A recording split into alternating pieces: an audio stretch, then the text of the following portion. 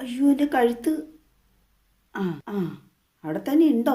ഞാൻ ഓർത്തു ഓടി രക്ഷപ്പെട്ടായിരിക്കും. ആശുപത്രി പോയി സിമെന്റ് ഇട്ട് ഉറപ്പിച്ചാൽ ശരിയായിക്കോളും. ഇതിന് റിപ്പോർട്ടൊന്നും തേടണ്ട കേട്ടോ. ഞാൻ ഇതൊന്നും പറയാനല്ല കേട്ടോ. ആത്മഹത്യ കൊള്ളാമെന്നുണ്ട്. ഞാൻ അടിച്ചു പൊളിച്ച് പരീക്ഷ ഡെയിലി പണിക്ക് പോണെന്ന് ചക്കനെ വീട്ടിലിരുന്നിട്ട് പിടിച്ചു. തൃശ്ശൂർ വാസിയായ സനൂപ് എന്നൊരു സഹോദരൻ കാലുവേദനയ്ക്ക് തൃശ്ശൂർ മെഡിക്കൽ കോളേജിൽ പോയതാണ്. പക്ഷേ 2 കണ്ണുമായിട്ടാട്ടോ പോയത്. കാഴ്ചയും എല്ലാമായിട്ട് ബൈക്ക് ഓടിച്ചു പോയ മനുഷ്യനാ. തിരിച്ചു വരുന്നത് 2 കൃഷ്ണമണി ഇല്ലാതെ. അപകടം പറ്റിപ്പോയതൊന്നുമല്ല കേട്ടോ. എന്നാൽ ആരെങ്കിലും പൊട്ടിച്ചതാണോ എന്ന് വെച്ചാൽ അതെ. ആ തൃശ്ശൂർ മെഡിക്കൽ കോളേജിൽ ഒരു ഡോക്ടറാണോ അല്ലേന്നറിയില്ല, ആ കൃഷ്ണമണി എടുത്തു കളഞ്ഞ ടീം, ആ ടീമിനെ മൊത്തമായിട്ടേ പറയാൻ സാധിക്കും. കാരണം ഒരാളുടെ മിസ്റ്റേക്ക് അല്ല. ടൈലുപണിയൊക്കെ ആയിട്ട് ജീവിതം കഴിച്ചുകൊണ്ടിരുന്ന ഒരു മനുഷ്യനാണ്. ആ മെഡിക്കൽ കോളേജിൽ ചെന്നപ്പോൾ അവർ നിലത്ത് കിടത്തി. പിന്നെ കാലുവേദനയുടെ മരുന്നാണെന്നും പറഞ്ഞുകൊണ്ട് കാലിലേക്ക് കുത്തി. നേരം തുടങ്ങി കഷ്ടകാലം.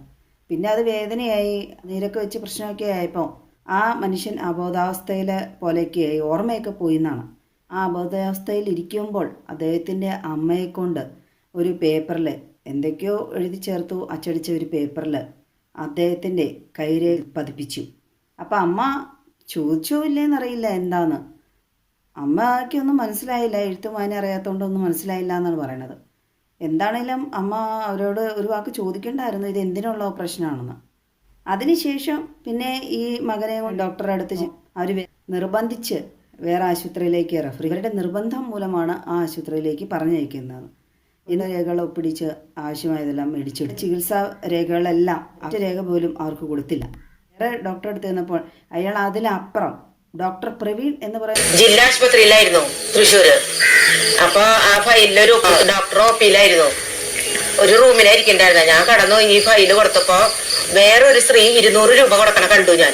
അപ്പൊ ഈ ഫയൽ എടുത്ത് വലിച്ചെറിഞ്ഞു സാറ്. അപ്പൊ ഞാൻ വേഗം പുറത്തേക്ക്, നീയും കുറച്ച് പൈസ കൊടുക്കുക എന്നാലേ അവര് നോക്കുള്ളൂ എന്ന് പറഞ്ഞു.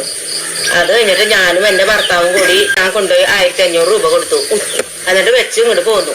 പിന്നെ നോക്കാറുണ്ട് സാറ്. പ്രവീൺ സാറാണ്. കറുത്തിട്ട് ഇത്തിരി ഉയരം കുറഞ്ഞിട്ട്. അപ്പോൾ ഈ അച്ഛനും അമ്മയും 1500 രൂപ അയാൾക്ക് കൊടുത്തിട്ടാണ് ഇയാൾ പിന്നെ ഈ മകനെ നോക്കുന്നത്. കണ്ണ് 2 എടുത്തു കളഞ്ഞ മകനാണ് എന്ന് ഓർക്കണം. അയാളെയൊക്കെ ഡോക്ടറായിട്ട് കൂട്ടാൻ പറ്റില്ല, മനുഷ്യൻ എന്ന് വിളിക്കാൻ പോലും കഴിയില്ല. ഈ സനൂപ് എന്ന ഈ സഹോദരൻ്റെ ഈ 2 കൃഷ്ണമണി ആരാണോ എടുത്തു കളഞ്ഞത്, അയാളുടെ ഒരു കൃഷ്ണമണി എടുത്ത് ഇദ്ദേഹത്തിന് ഫിറ്റ് ചെയ്യണം എന്നാണ് എനിക്ക് പറയാനുള്ളൂ. കണ്ണ് നമുക്ക് ഉള്ളപ്പോൾ അതിൻ്റെ വില അറിയില്ല എന്നല്ലേ.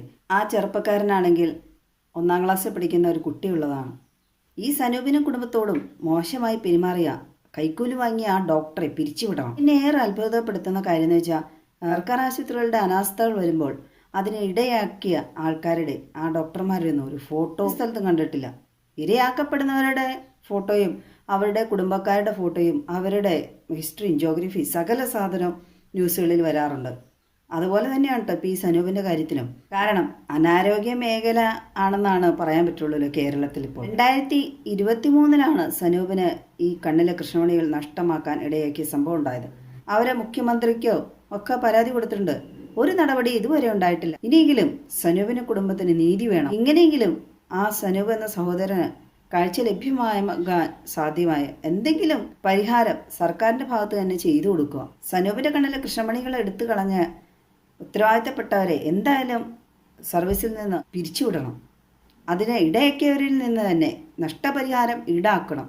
ഇത്തരം ആശുപത്രി അനാസ്ഥകൾ നടത്തുന്നവർക്ക് എതിരെ വെറും സസ്പെൻഷനിൽ മാത്രം ഒതുങ്ങുന്ന നടപടികളാണ് ഉണ്ടാറുള്ളത്. ഒരാളെങ്കിലും പിരിച്ചുവിട്ട് മാതൃക കാണിക്കുകയാണെങ്കിൽ തീർച്ചയായും ഒരു പരിധിവരെയൊക്കെ ഇത് ആവർത്തിക്കാതെയിരിക്കും.